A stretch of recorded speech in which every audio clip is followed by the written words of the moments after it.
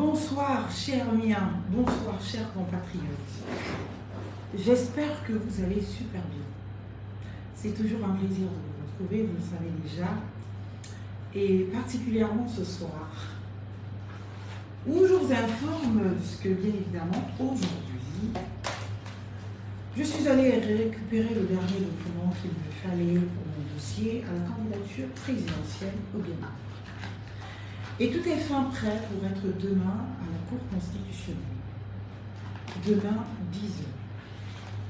Tous les documents, eh bien entendu, sont là. Voyez-vous donc, chers compatriotes, il y a celui-là, il y a ce reçu, bon, on ne vous intéresse pas. C'est très important ce que nous faisons actuellement. Très, très important. Voyez-vous, ça c'est notre joli petit document de gloire, d'amour, avec bien évidemment tout ce qu'il le faut de ma candidature à la présidentielle. Et c'est d'ailleurs dedans que je vais mettre tous les autres documents. Et voilà. Les fameux actes de naissance. Excusez-moi une seconde.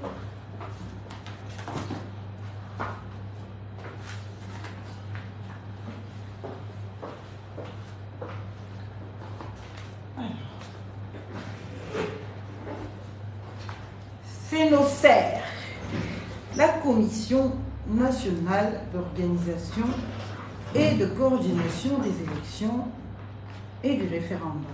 CNOCER. Et ici, je vais compléter donc tout ce qui était de récupération aujourd'hui, hier, et voilà.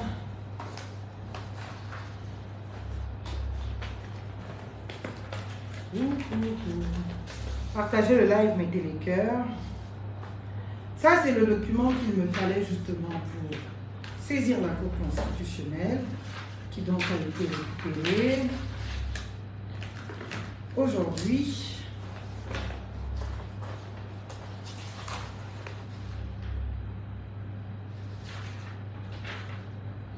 l'autre document, il a été joint, attestation d'inscription. En tout cas, prêt tout aussi.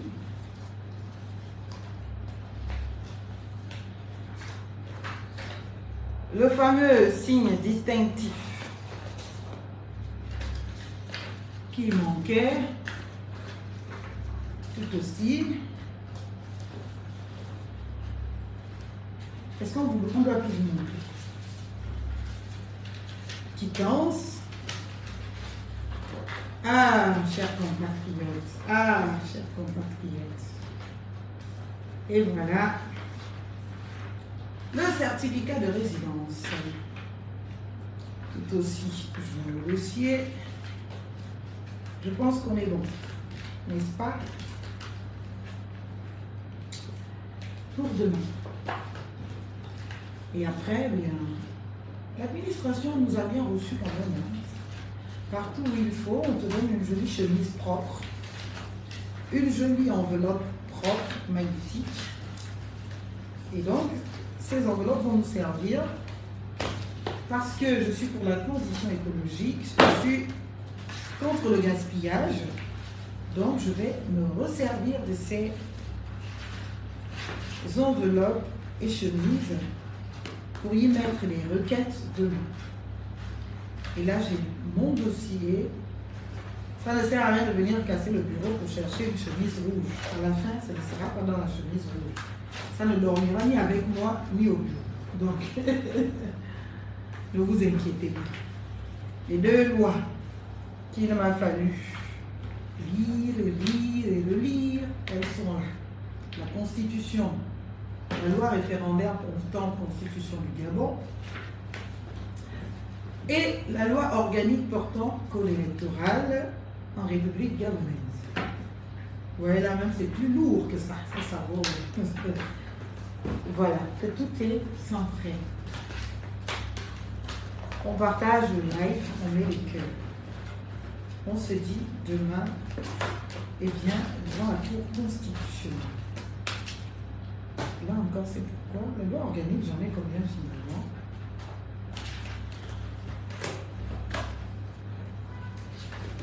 Voilà, toi aussi, je te mets ici.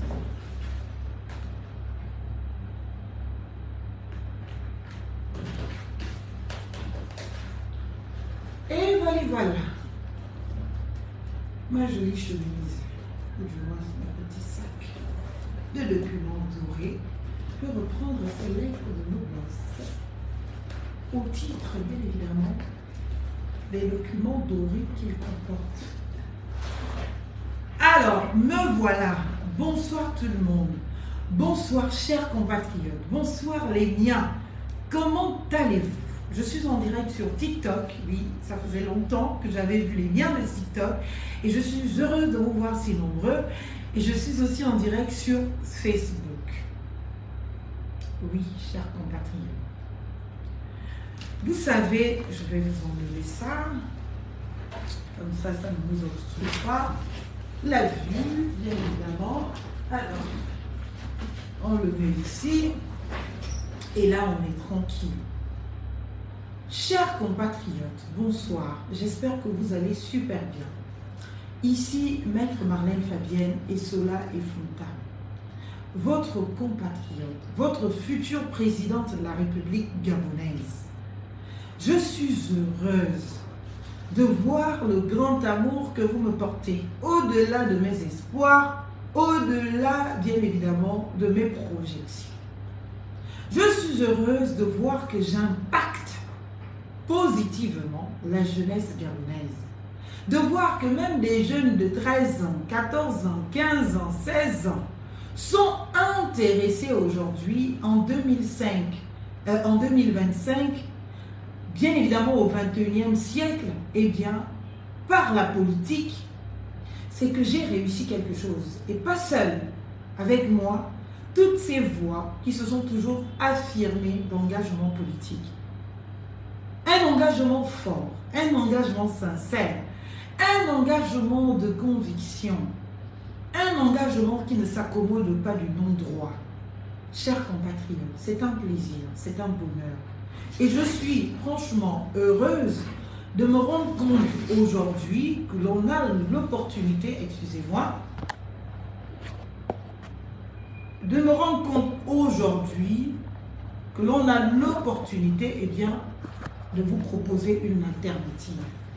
Je voudrais arranger rapidement la caméra de seconde. Et ce sont là les aléas du direct.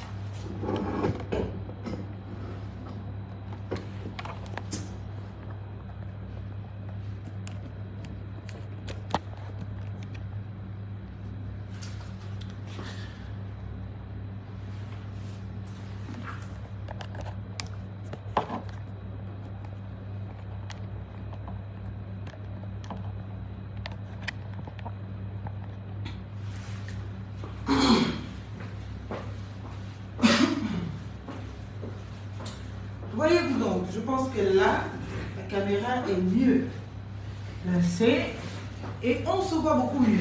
Et voilà, et on a notre petit drapeau Afrique, parce que bien évidemment, nous sommes à la République, c'est nous, un parti progressiste, un parti fortement africain, un parti qui défend les intérêts de l'Afrique, et donc il faut justement le rappeler au travers de ce live, parce que c'est très important, chers compatriotes. Aujourd'hui, nous, Gabonais, avons l'opportunité de dédramatiser la politique. De voir que Marlène que l'on connaît parce qu'on a été à l'école avec, Marlène que l'on connaît parce qu'on a été à l'université avec, Marlène que l'on connaît parce qu'on a grandi dans le même quartier, Marlène que l'on connaît parce qu'on a été danser en boîte de nuit un jour ensemble, Marlène que l'on connaît parce qu'on a partagé un moment à la plage, Marlène que l'on connaît parce qu'on a chanté à l'église ensemble, Marlène que l'on connaît parce que bien évidemment on a participé à Miss Gabon, je dis bien Miss Gabon ensemble, Marlène que l'on connaît Marlène que l'on connaît. Oui, pour une fois dans l'histoire du Gabon, vous avez une candidate qui vous ressemble. Une candidate qui a été sur le même banc de l'école que vous, à l'université avec vous. Avant même l'université, qui a été au primaire avec vous, je suis heureuse de souvent lire des messages de certains anciens condisciples de classe qui m'écrivent « Oh Marlène, tu te souviens plus de moi? On a fait le CP2 ensemble, on a fait le CE2 ensemble, on a fait le CM2 ensemble. » C'est la candidate que vous connaissez, qui vous connaît. C'est peut-être cela qui traduit du caractère banal de ce que peut être Marlène Fabienne en politique. Mais en réalité, cette candidature, c'est aussi celle qui dédramatise, qui vous dit que vous pouvez vous aussi. Vous pouvez avoir tourné des clips dans votre vie, parce que cela fait partie bien évidemment du patrimoine culturel de notre pays. Vous pouvez avoir tourné des clips et prétendre à la présidentielle au Gabon. Oui, chers compatriotes, je vous le dis en vous regardant droit, excusez-moi, dans les yeux.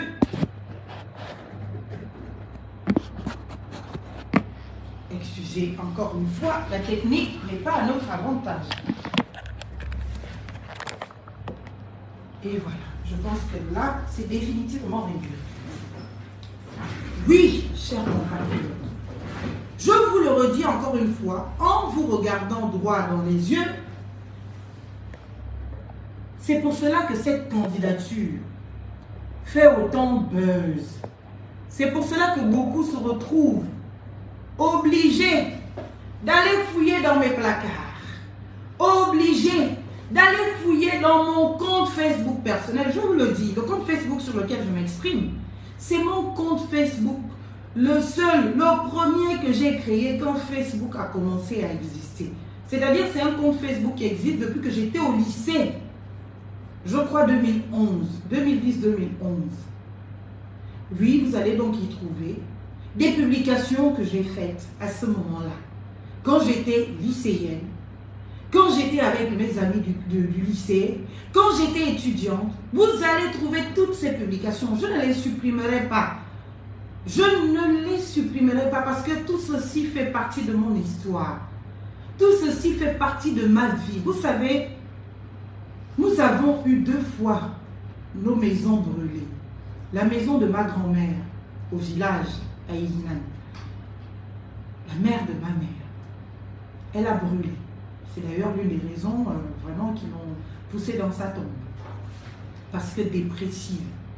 C'est une maison qu'on venait de construire au prix des sacrifices de tous ses enfants. Et nous tous, nous avions contribué. Et quand elle est enfin heureuse d'avoir une maison, elle a brûlé, était calcinée. À un stade où même les cantines où elle mettait certaines choses de valeur ont été calcinées. C'est donc vous dire que, chers compatriotes, publier sur les réseaux sociaux, alors que je n'étais même pas personnalité publique, sur mon petit compte, bien évidemment, comme tout le monde, eh bien, c'était pour la sauvegarde de tous ces souvenirs que nous avions perdus. Pour l'essentiel de mon enfance, dans la maison de ma grand-mère, où nous pensions être beaucoup plus en sécurité pour garder certains souvenirs.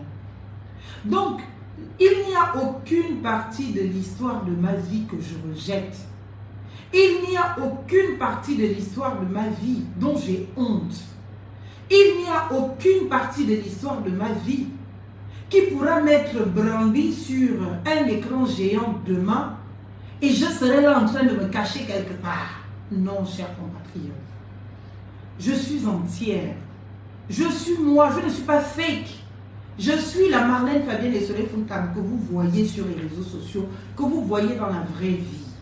Et à l'égard de qui dans la vraie vie vous exprimez beaucoup de bienveillance, une admiration profonde et à qui vous souhaitez beaucoup de courage. Je ne vais donc pas, chers compatriotes, m'arrêter en si bon chemin parce que les miens me démontrent de leur amour au travers de comment ils savent exprimer cet amour. les insultes, les agressions, un lynchage public. Prenant les photos, les vidéos hors contexte, les publiant pour essayer de me détruire. Mais vous ne pouvez pas. Au contraire, vous faites ma publicité. Et c'est très bien. Parce que oui, quand je vois certaines personnes, chers compatriotes, je le dis parce que moi peut-être j'ai les outils. J'ai les outils pour tenir. Mais il y a de nombreux de nos compatriotes, d'autres de nos compatriotes, des jeunes qui n'ont pas ces outils, qui subissent le harcèlement médiatique des réseaux sociaux et qui finissent par succomber. Il y en a qui se suicident, il y en a qui meurent. J'ai lu les commentaires aujourd'hui de certains qui disent pourtant m'aimer ou m'admirer, qui écrivent « On espère qu'elle n'est pas en train de déprimer. On espère qu'elle ne meurt, qu'elle n'est pas en train de se tuer. On espère qu'elle ne va pas mourir après tout ce lynchage. » Mais quand même, vous savez, chaque expérience dans la vie d'un individu te prépare pour des choses plus grandes. Si je subissais ce lynchage avant 2020, je vous assure que je me serais retrouvée aujourd'hui sous perfusion quelque part ou en train de consommer du champagne. Heureusement, je suis sur les réseaux sociaux depuis un bon moment. Je sais comment fonctionnent les réseaux sociaux. J'ai donc eu le temps avec les activistes devenus funambélistes de l'Oligui aujourd'hui, et bien hier, de supporter un lynchage. Là encore, vous ne faites rien. On m'a attribué des relations sexuelles avec X, Y, Z. Les gens que même dans ma vie, je n'ai jamais rencontrés, j'en étais la maîtresse. Mais tout cela est traducteur, ou du moins la résultante de la considération de la femme dans ce pays. Quand une femme, elle est belle, elle est jeune, elle est intelligente, il y a ce besoin absolu de se l'approprier, de dire que c'est la propriété de quelqu'un. Et c'est pour ça que je sais, j'énerve plus d'un. J'ai le courage que bon nombre de mes mamans n'ont pas pu avoir, parce que l'environnement était tel que, bien évidemment, elles ne pouvaient pas s'exprimer comme moi je le fais aujourd'hui. Je suis née libre. Mon père, dont Foum Fabien Casse, m'a élevée libre. Il n'y a aucun homme au monde qui serait de nature à m'empêcher cette expression de liberté. Aucun, ça n'existe pas. Si même le premier homme de ma vie, mon père, a accepté toutes les parties de ma vie, tout ce qui concerne ma vie, il n'y a personne dans ce monde. Je vois que sur TikTok, ce n'est pas grave, le live est restreint. Mais ce n'est pas grave. Nous sommes assez nombreux, le relais se fera capturer l'écran, comme d'habitude, et bien évidemment enregistrer le live. Je voudrais donc vous dire, chers compatriotes, que tout cela fait partie du processus. Je l'ai dit à une émission aujourd'hui. Vous savez, vous le dites banalement, le moral est bandé. Oui, le mien, il est bandé depuis longtemps. J'ai grandi avec ces injustices. J'ai grandi avec ces dénigrements des femmes. J'ai grandi avec ces condamnations des femmes à la chosification. Tout ce que j'ai fait dans ma vie est un argument politique. Beaucoup pensent que je ne connais pas la politique. C'est tout à fait à leur aise. Mais je peux vous assurer que tout ce que j'ai publié, de la photo la plus sexy à la vidéo la plus provocante, tout est un acte politique. C'est dire à nos jeunes sœurs, c'est dire à nos jeunes filles qu'on peut être une jeune femme qui met des faux cils, qui met le rouge à lèvres, qui met les faux cheveux ou tout ce que vous voulez, des perruques, et en avoir plein dans le crâne, et avoir été jugée digne, et avoir bien évidemment un background. Parce que tout cela n'est pas incompatible. On a voulu nous faire croire, nous les femmes, qu'une bonne femme en politique, aux responsabilités, c'est cette bonne laide. Et quand elle est belle naturellement, c'est celle-là qui doit au maximum ressembler à un homme. Il faut donc qu'elle soit totalement bien évidemment dépourvus de tout signe de féminité. Écoutez, chers hommes, heureusement que tous ne sont pas dans cette ambition ou aspiration. Je voudrais vous dire, vous allez apprendre à vous discipliner. Si le fait qu'une femme porte un décolleté et que vous ayez un débat politique et public à avoir avec vous indispose, il faut vous discipliner. Vous n'allez plus réduire la femme à son entrejambe. Parce que nous les femmes, quand nous nous adressons à vous, et surtout quand nous parlons des questions publiques et d'intérêt général, on n'a même pas une seconde à réfléchir à ce qui est entre vos jambes. Ce qui nous intéresse, c'est ce qu'il y a dans vos têtes et ce que vous nous mettez sur la table. Qu'est-ce que vous portez en proposition? Ma vie est un témoignage. Vous allez vous en rendre compte. Et ma vie, chaque acte de ma vie est un acte politique. Publiez des vidéos de moi, bien presque comme vous voulez. J'ai des vidéos, vous n'avez pas encore tout trouvé. Fouillez bien mon Facebook, vous allez trouver des photos en maillot de bain là-dedans. En maillot de bain, devant, derrière. Prenez, publiez, capturez, faites-les même passer comme je le vois dans les médias. C'est la révolution de la jungle féminine au Gabon. C'est fini. Plus personne ne se sentira exclu de quoi que ce soit. Je vous dis, fouillez encore bien. Je vous donne même l'année, c'est 2017. Je pense que j'avais publié les photos en maillot de bain. D'ailleurs, il y a une vidéo qui circule où je suis en maillot de bain. C'est dire à nos jeunes sœurs qu'on peut, oui, on le peut, avoir été Miss dans ce pays. Parce qu'on a toujours dit que les Miss sont de vulgaires personnes qui ne sont bonnes qu'à sourire, qui ne sont bonnes qu'à être belles et bêtes, qui ne sont bonnes qu'à accompagner des grands hommes. On peut avoir été Miss dans ce pays et décider de prendre un chemin autre et vendre autre chose que son corps. Je ne vends pas mon corps. Je l'ai assumé dans tous ses revirements. J'ai pris du poids. C'est devenu un objet de discrimination. Oh, la bouffie bouffonne. Oh, elle est grosse. Oh, les grosses joues. Oh, ceci. Quand j'en perds, oh non, elle est trop mince. On dirait qu'elle a le sida. On dirait qu'elle est malade. Les gens sont même allés plus loin. Pour dire que j'ai vendu mon clitoris, puisque de ma génération, j'étais l'une des rares personnes à faire les enfants en retard. Presque toutes les filles de ma génération avaient déjà un enfant, que tout de suite, on m'a accusé d'avoir vendu mes trompes, mon clitoris. Ils sont même allés plus loin. Que par le billet de Miss Gabon, eh bien, j'ai couché avec toute la République, chers compatriotes, et que ces grands hommes m'ont enlevé l'esprit que j'avais. Ce qui me faisait shiner, briller. C'est pour cela que je suis devenue comme une feuille. Ça, c'est quand j'étais mince. Quand je portais du XS.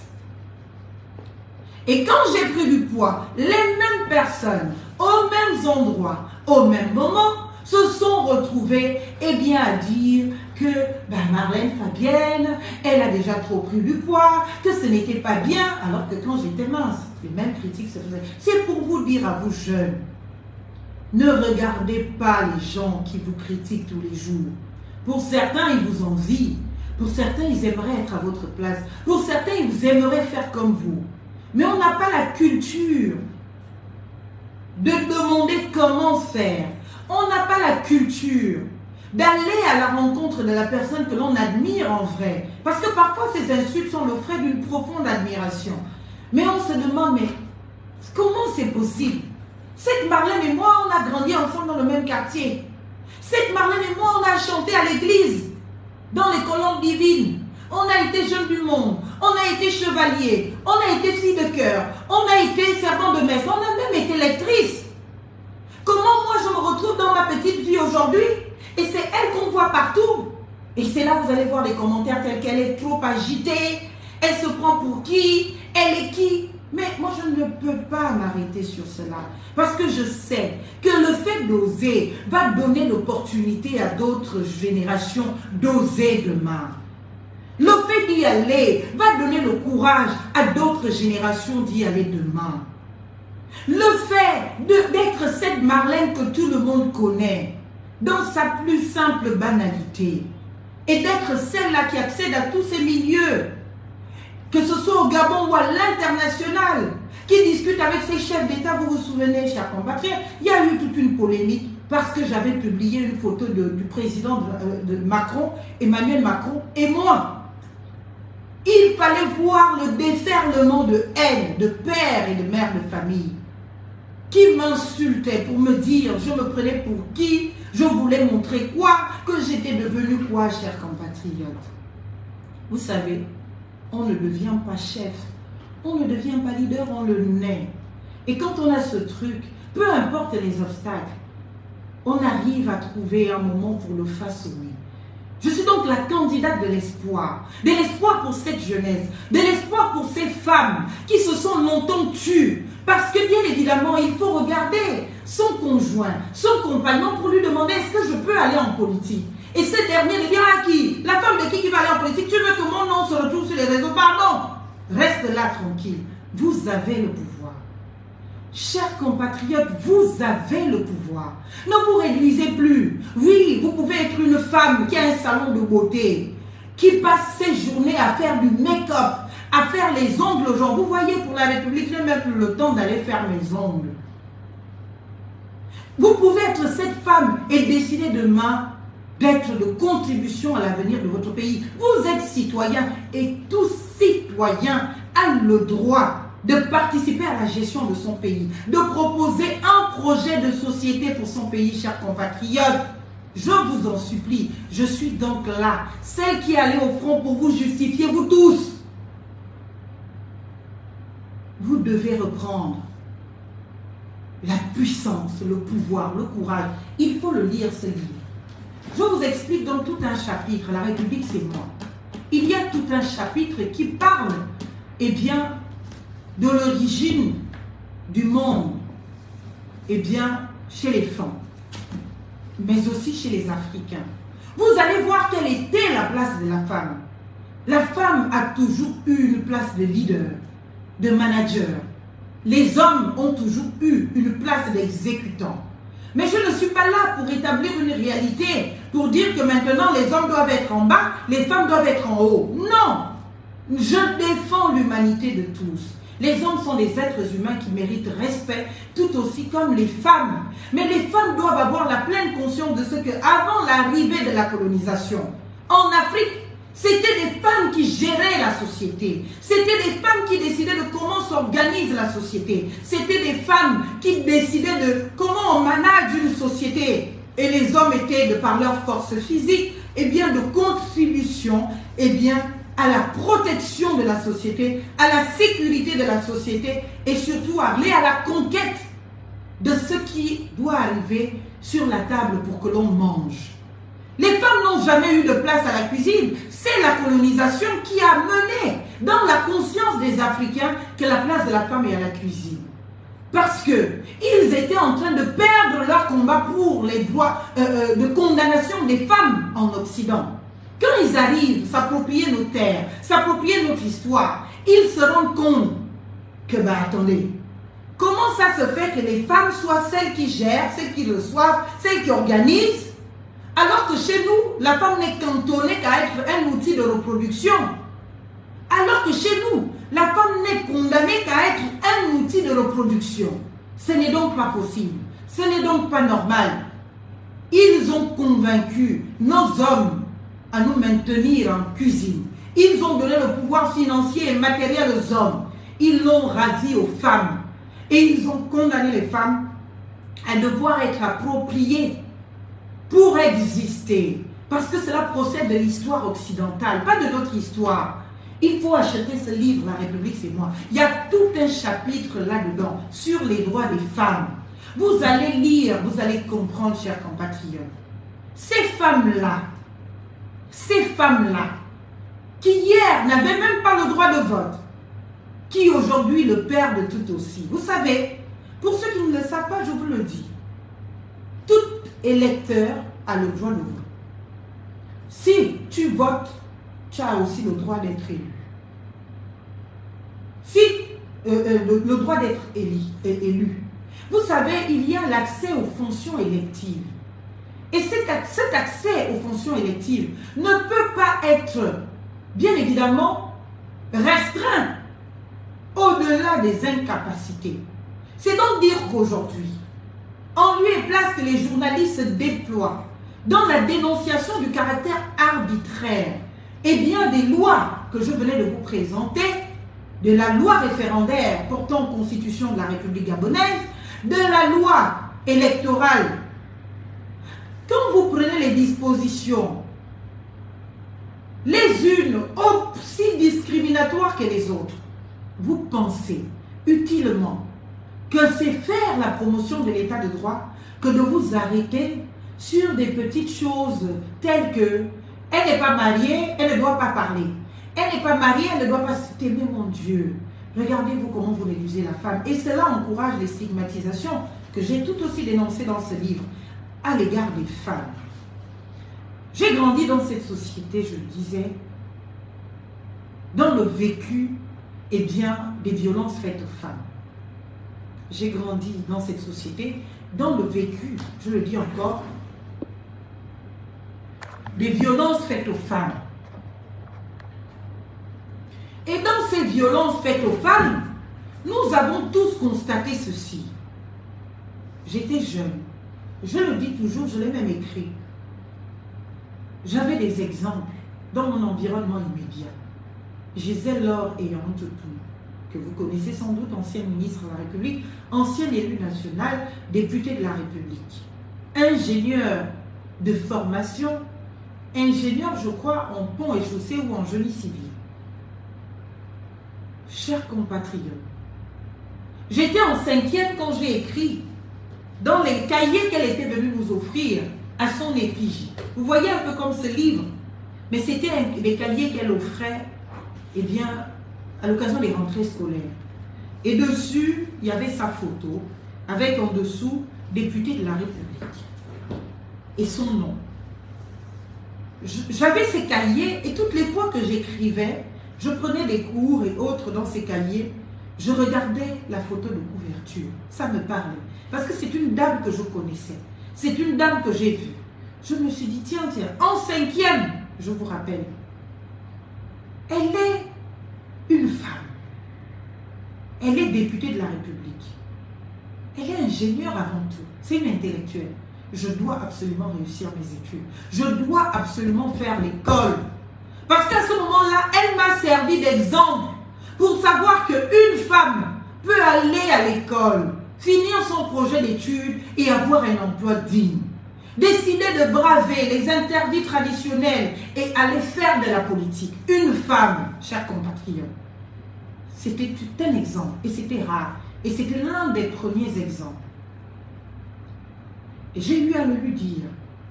Et cette même femme, quand j'ai fait Miss Gabon, l'étape du Wellington, Miss Wellington d'abord, j'ai été surprise. À l'occasion de mon passage, le premier passage en tenue traditionnelle, où vous devez vous présenter. Quand j'arrive, le public m'a adopté. Tout le Wellington, c'est le vote du public qui m'a même amené à Libreville, à l'élection nationale. Tout le public, j'ai eu pratiquement 100% du vote du public. Parce que j'ai toujours été une petite brillante, intelligente. Je ne me jette pas les fleurs. Ceux qui ont fait ne serait-ce qu'une classe avec moi, en toute humilité, peuvent vous le confirmer. J'ai toujours osé. Même quand c'était pour raconter des conneries, même si j'en racontais moi, j'ai toujours montré le doigt. J'ai toujours montré ma main. Il revenait même aux enseignants. Ils sont là, tous mes enseignants sont encore vivants. Sauf un, Avogadlo, qui est mort. Paix à son âme. J'ai toujours montré le doigt. Il revenait même aux enseignants de me dire, Marlène, il y a d'autres étudiants ou il y a d'autres élèves. Il faut laisser l'opportunité à d'autres de parler maintenant. Je montrais le doigt, puisque si personne d'autre me demande la main, je montre. J'essuyais là, moi je travaillais déjà tout ce que vous pensez que vous pouvez détruire aujourd'hui. Parce qu'il n'y a pas un milieu plus violent que le milieu de l'école. Le harcèlement scolaire, je l'ai subi. On m'appelait de tous les noms. Boule d'ambiance, Oulabou. Oulabou, c'était des... Je vous donne même encore des docs. Pour bien faire le Congo, ça, chers compatriotes. Si ça peut vous occuper, ce n'est pas grave. On m'a appelé boule d'ambiance. Parce que j'ai des joues, j'ai toujours eu des joues depuis que je suis née. Donc voilà, c'est comme ça. Boule d'ambiance. Et puis, il faut le dire, j'étais courte avant. Jusqu'en classe de 5e, 4e, c'est en 4e que j'ai grandi. Une fois, en un coup, j'ai peut-être pris, je ne sais pas, les 75 cm en plus là, en une année, en une fois. Personne n'a rien compris parce que j'étais courte avant. Et donc, j'étais ronde. Et là encore, c'était Oulabou. Tellement les gens m'appelaient Oulabou. Il m'a fallu chercher qui était Oulabou. Nous, on apprenait Oulabou dans les livres d'école, Bika et Piga, et Oulabou et tout ça, on a appris ça à l'école. Et quand j'ai découvert qui était Oulabou, je ne m'offusquais plus qu'on m'appelle Oulabou, j'en étais fière. La maîtresse Oulabou. J'en étais fière, je disais, ouais, appelez-moi Oulabou. Et là, c'est depuis le primaire. Tous ceux qui ont été à l'école avec moi, ils vont vous le confirmer. Mais je n'ai jamais eu le temps de qui que ce soit, si ce n'est ce que je m'en vais faire à l'école et le prof qui est devant moi. D'ailleurs, pour vous le dire encore une fois, c'est pour cela que je me retrouve aujourd'hui avec plus de 6-7 calligraphies.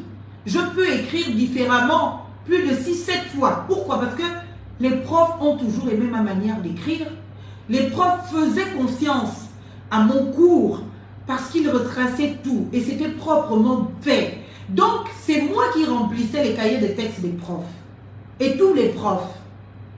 Donc, à la fin, le prof n'avait pas à retracer tout ce qu'il a fait et cela avec son cours qui était bien fait, bien transcrit. Eh bien, je remettais, je remplissais le cahier. Et pour pas que ça passe à la direction, je ne sais pas si c'est une tricherie ou pas, comme avec une seule calligraphie, j'ai décidé personnellement de changer de calligraphie selon le prof. Quand je sais que le prof est une femme, j'arrondis un peu les lettres. Quand je sais que le prof est un homme, je les affine un peu plus. Et donc, je peux écrire plus de 7 manières différentes. Je peux prendre un texte dessus, je vous écris, avec une calligraphie, je change. Parce que j'ai fait ça pendant longtemps. Dans toutes mes classes, mes condisciples ne sont pas tous morts. Il y en a quelques-uns, leurs âmes reposent en paix, Yannick, à l'esprit, Koshita, à l'esprit, et bien d'autres. Demandez-leur s'ils peuvent se permettre de lucidité et de l'honnêteté. Ils vont vous dire, et je l'essaie de bonne foi pour la plupart, ils vont vous dire. J'ai toujours osé. Donc, à l'école, j'ai essuyé toutes les moqueries, toutes les frustrations, toutes les insultes. Toutes les insultes. Je ne me suis jamais sentie féminine. J'ai toujours été masculinisée. Parce que j'étais dans cette construction de ce que une femme intellectuelle, c'est toujours celle-là qui a les cheveux coupés, c'est toujours celle-là, quand elle fait les tresses, c'est des grosses tresses 2 fois. C'est pas quelqu'un qui va prendre soin d'elle, qui va faire les manies, qui va, même à l'école, mon falling, c'est, pardonnez-moi, excusez, mon falling, c'était là, ici. La longue jupe, je m'en fichais parce que je ne voulais pas les histoires de oui, la jupe est un peu trop courte. Je m'en fichais royalement. Et je mets ma main au feu que j'ai fini ma scolarité avec tout ce que je vous raconte sans sortir avec un seul enseignant. Pourtant, il y en a eu certains qui m'ont harcelé sexuellement. Il y en a eu certains, et c'est même connu, l'année de mon bac, c'est même allé plus loin. Parce que les femmes de l'établissement ont pris cette affaire à bras le corps, m'ont défendu contre cet harceleur. Mais cela ne m'a pas tué. Il m'a regardé droit dans les yeux en me disant, tout le monde va avoir le bac ici sauf toi. J'ai été exclue d'un cours à Sainte-Marie. C'est mon histoire. À Sainte-Marie, pendant deux trimestres. Le cours de français. 2 trimestres. Je ne pouvais plus aller au cours.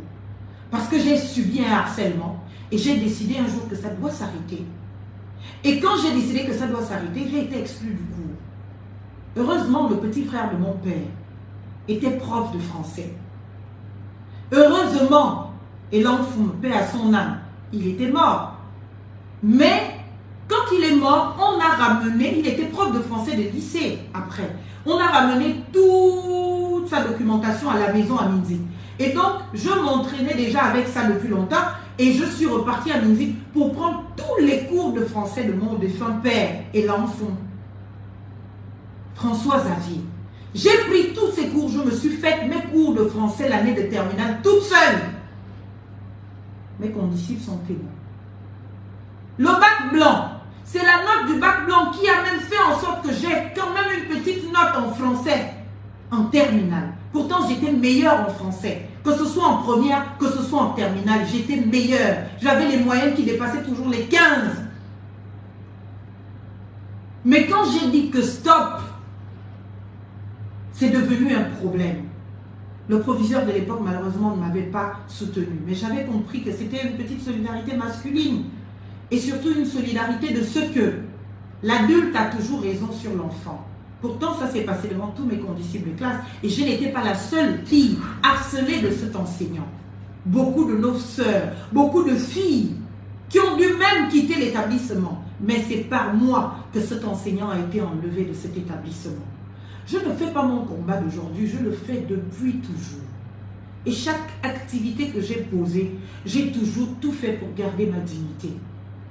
Donc oui, quand je suis arrivée avec le soutien de ces femmes à me concentrer pendant les heures de cours de français, on en avait beaucoup, terminale A1, c'est énormément d'heures de français, eh bien moi j'étais à la maison, je faisais mes cours, j'apprenais toute seule avec les anciens livres de mon oncle, mon père, François Xavier, le petit frère de mon défunt père, qui lui, à ce moment était décédé et pas mon père.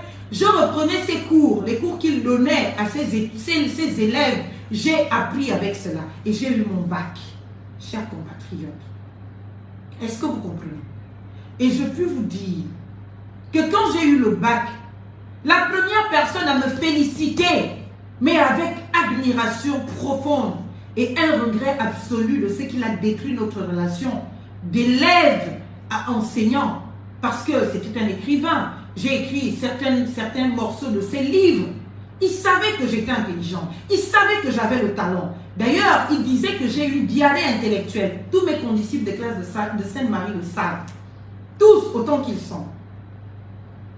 La diarrhée intellectuelle. Parce que ça sortait comme ça.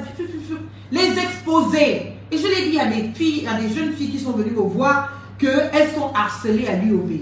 Je leur ai dit, chers compatriotes, chers jeunes, elles sont venues me voir là au cabinet. L'université Omar Bongo, c'est soit tu manges les gens, soit on te mange. Ne vous laissez pas harceler par qui que ce soit. Et j'ai toujours refusé ça. Je combats le harcèlement scolaire, mais je n'accepte pas de subir. Et je n'ai jamais accepté de subir devant qui que ce soit. J'ai grandi dans ces termes. Donc oui, chers compatriotes, je veux bien que vous racontiez une autre partie de l'histoire de ma vie. Mais ceux qui ont été les acteurs, tant passifs qu'actifs de ma vie, connaissent qui est Marlène Fabienne et Soleil Fouta. Je me suis construite avec des valeurs, avec une dignité. Et j'avais juré que jamais je ne coucherai avec un prêtre, jamais je ne coucherai avec un enseignant pendant ma scolarité. Je l'ai juré et je m'y suis tenue. Je m'y suis tenue. Dieu seul sait par quoi je suis passée. Parce que j'ai toujours voulu garder le prestige de ce que je suis l'élève, tu es l'enseignant. Il n'y a pas d'autre rapport. Je suis la chrétienne, la fidèle, l'enfant spirituel si on veut, et pas la copine. Et sortir de toute considération qui me mettrait en position de... Je m'y suis tenue. Et je le dis, c'est sur les réseaux sociaux, vous allez relayer, je le dis, je l'affirme. Les témoins sont tous là. Tous ceux qui m'ont vu grandir, ils sont là. Très peu sont morts. C'est donc vous dire que les combats pour ma vie, je les ai menés. J'ai essuyé des larmes, des frustrations. J'ai été humiliée. L'année de terminale, justement, demandez à mes condisciples de classe. J'étais la seule élève de terminale qui prépare son bac, on me mettait à genoux pendant plus de 2 heures de temps. Parce que le prof avait décidé d'en finir avec moi, je n'ai pas accédé à ses avances. Il vient en classe, quelqu'un tousse, c'est Marlène Fabienne et Soleil Fouta. Même si ce n'est pas dans ma rangée, tous mes condisciples de classe sont sur les réseaux sociaux. Je vois que vous vous plaisez à partager les anciennes photos que j'avais publiées avec mes condisciples de classe. Vous avez leur profil, posez-leur la question. À genoux, j'étais à genoux pendant 2 heures, 3 heures de temps, à genoux. Je ne sais pas s'il y a pire humiliation. Et je puis vous dire, j'avais déjà été Miss Gabon, candidate à Miss Gabon. Est-ce que vous comprenez ça? C'est-à-dire que le monde entier, si j'étais quelqu'un de pas humble, j'aurais abandonné mes études. Surtout qu'après les Miss.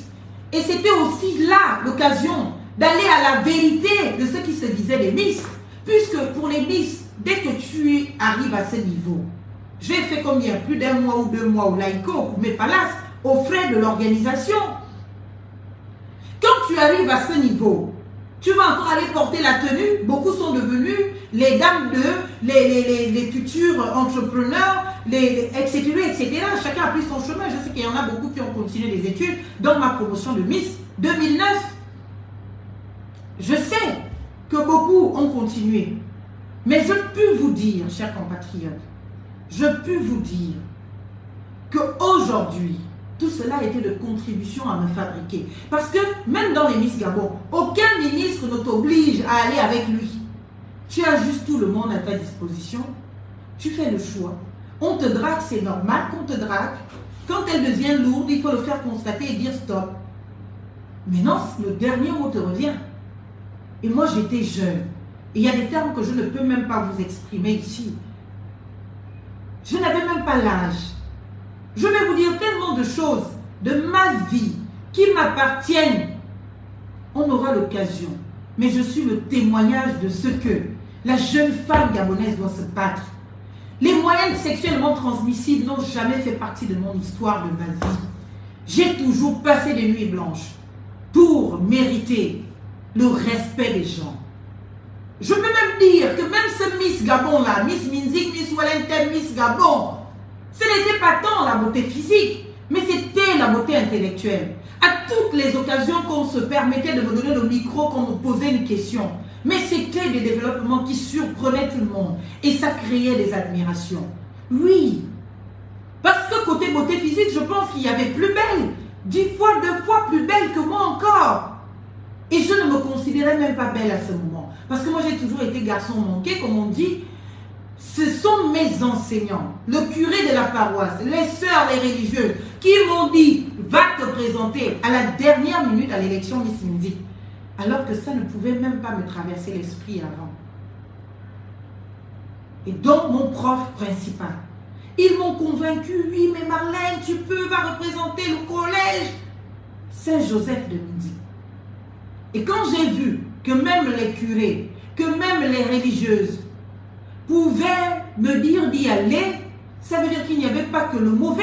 Et je me souviens des paroles de la religieuse qui me disait, ma fille, parce que moi je suis l'enfant, j'ai grandi chez les prêtres, ma maison à Minzik et la paroisse, nous sommes voisins. Tout ce qu'ils font chez eux, je sais, tout ce que je fais chez moi, ils savent. Et j'ai grandi dans cet environnement. Et tous m'ont élevé.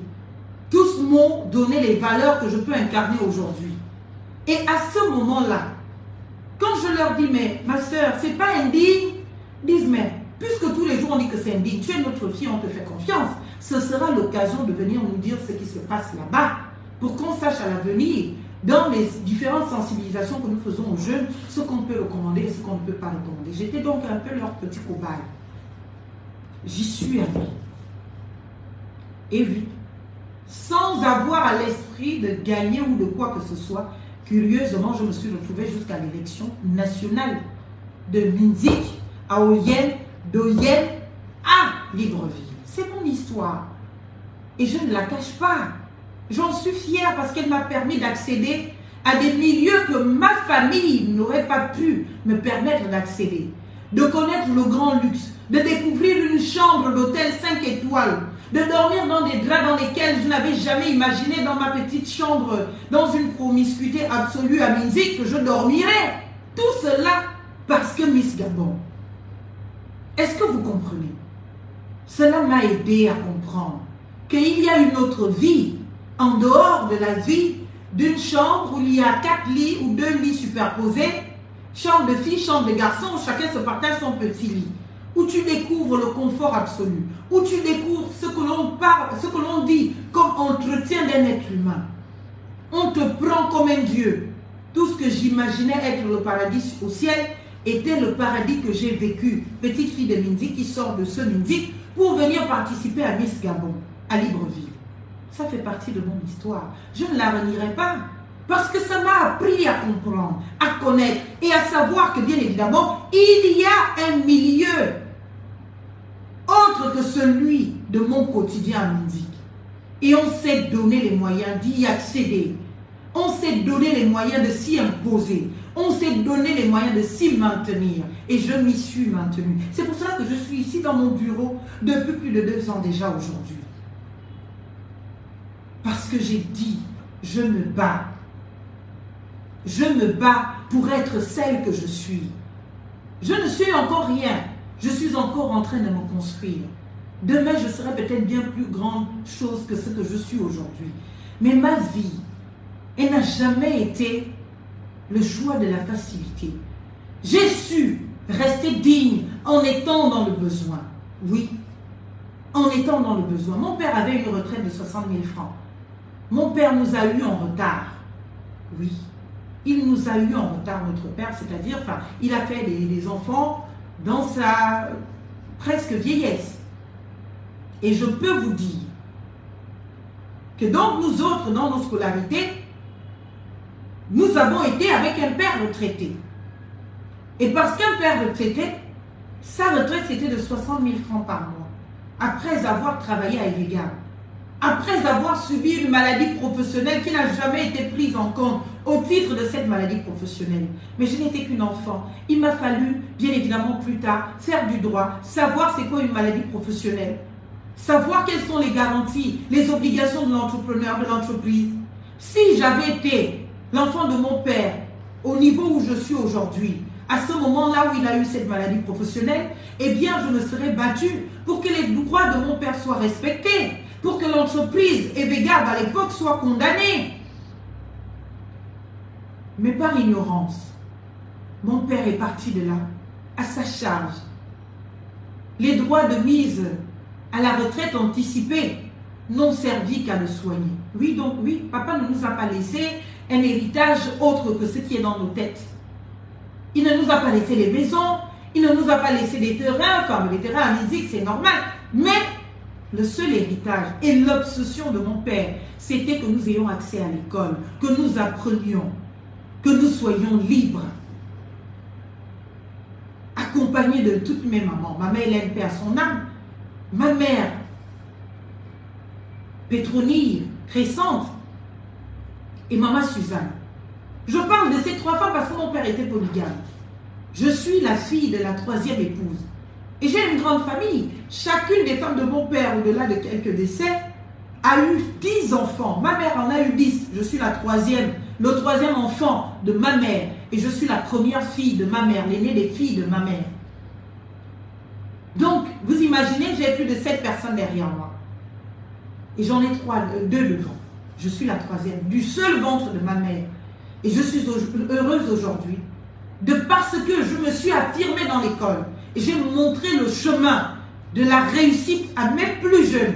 J'ai des ingénieurs aujourd'hui, au Sénégal, en France, des ingénieurs qui sont ma marque de fabrique, qui sont le fruit de mes sacrifices. Après la mort de mon père, ou même avant la mort de mon père, j'étais déjà de solidarité.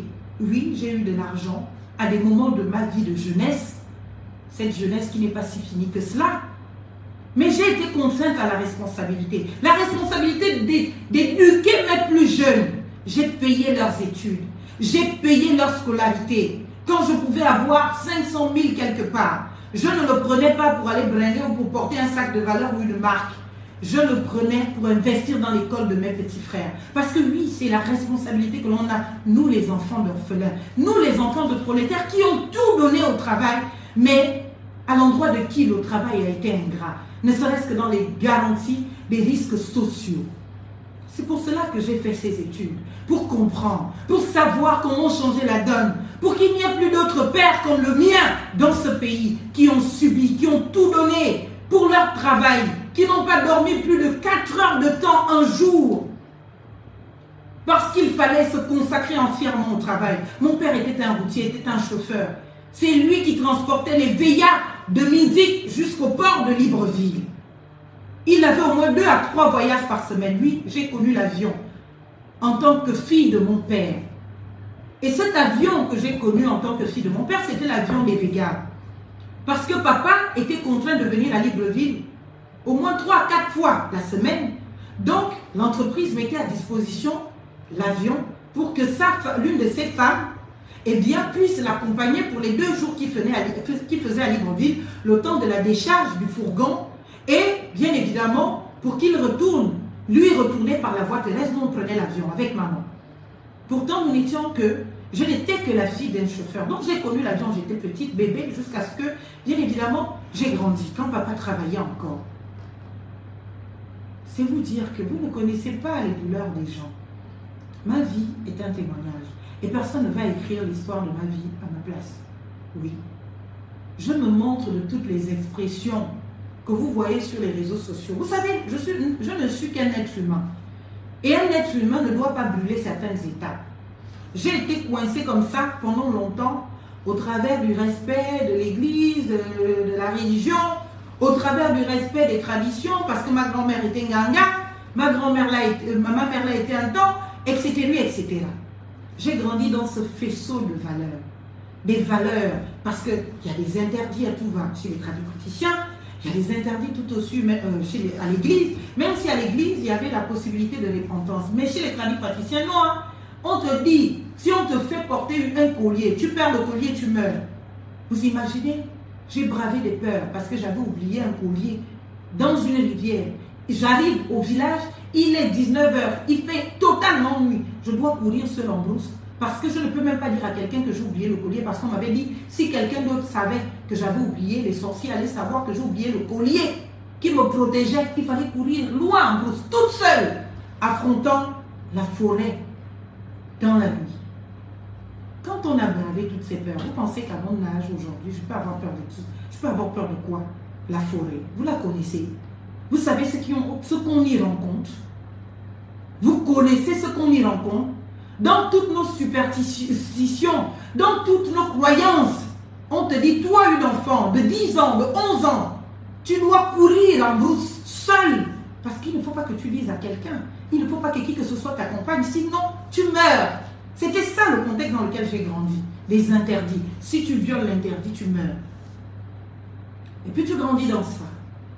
Et puis voilà, alors que je ne suis même pas sortie de mon adolescence, boum, Miss Gabon. Parce que tout le monde m'a convaincu d'y aller. Parce que peut-être je savais m'exprimer, je ne sais plus, peut-être que j'avais la taille, peut-être que j'étais un peu belle, pas beaucoup, mais bon, quand même. Et on m'a poussé, va te présenter. C'est même pas moi qui suis allée écrire mon nom pour dire je candidate à Miss Musique.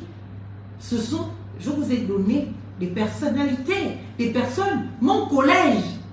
Parce que le lycée était représenté, on voulait que le collège se représente. C'est moi qu'on a choisi. On a dit, vas-y, va nous représenter. Est-ce que vous comprenez? Donc, quand cela s'est fait, et que je suis sortie de l'environnement de Miss Gabon, et dans cet environnement, nous avions des cadeaux. On avait par exemple les billets d'avion Air Service pendant même plus de 3 ans ou 4 ans, pour moi en tout cas ce qui me concerne. C'est-à-dire que tous les voyages que je faisais entre le Wellington et Libreville, je prenais l'avion. Je prenais l'avion. Et c'était gratuit. Le permis de conduire, c'était par Miss Gabon. Le permis de conduire que j'avais, il y avait donc des partenaires à Miss Gabon qui nous ont donné, comment on appelle, des bons de cours de conduite. C'est Miss Gabon. Il y a eu pas mal d'autres cadeaux. C'est vous dire que quand je suis sortie de là, bien évidemment, on a été coachés. Il y a des coachs en tout, en images, en ceci. On va te dire que désormais, tu ne peux plus sortir habillé comme ci, tu ne peux plus sortir habillé comme ça. Tu dois maintenant être tout le temps que Miss, que bien évidemment, avec du pagne au corps, il faut porter du pagne. Il faut être bien représenté, il faut bien te conduire, t'exprimer, il faut être... Ça, je le suis resté pendant très longtemps. Je dis bien pendant très longtemps. Je crois que c'est vers ma 2e année d'étudiant que j'ai commencé à changer, que j'ai voulu être libre. Et ça encore, on a violé donc les étapes. Je n'ai pas eu le temps d'être jeune, d'avoir les amours scolaires, voilà, des choses normales que toute fille peut avoir. de connaître les déceptions amoureuses, tu te mets avec X, tu te sépares, tu te remets avec un autre, tu te sépares. Je n'ai pas connu ça. Je ne l'ai pas connu. Parce que j'étais concentrée, école, aller faire le nganga le week-end, aller à l'église le dimanche. Jusqu'à ce qu'on y dise que c'est devenu incompatible. Jusqu'à ce que bien plus tard, quand c'est devenu incompatible, il a bien fallu qu'on abandonne un côté. Et bien plus tard, je me suis revendiquée de tout ça. Et puis j'ai posé les questions, je suis allée voir qui de toi, en France et partout, que bon, dites-moi, vous dites que c'est incompatible, la pratique du ngangaïsme ou du bouddhisme, avec la religion, pourquoi? On m'a expliqué, tac, tac, et puis j'ai pris mes positions. En vrai, je suis restée longtemps dans une attitude qui devait incarner la Miss, c'est-à-dire,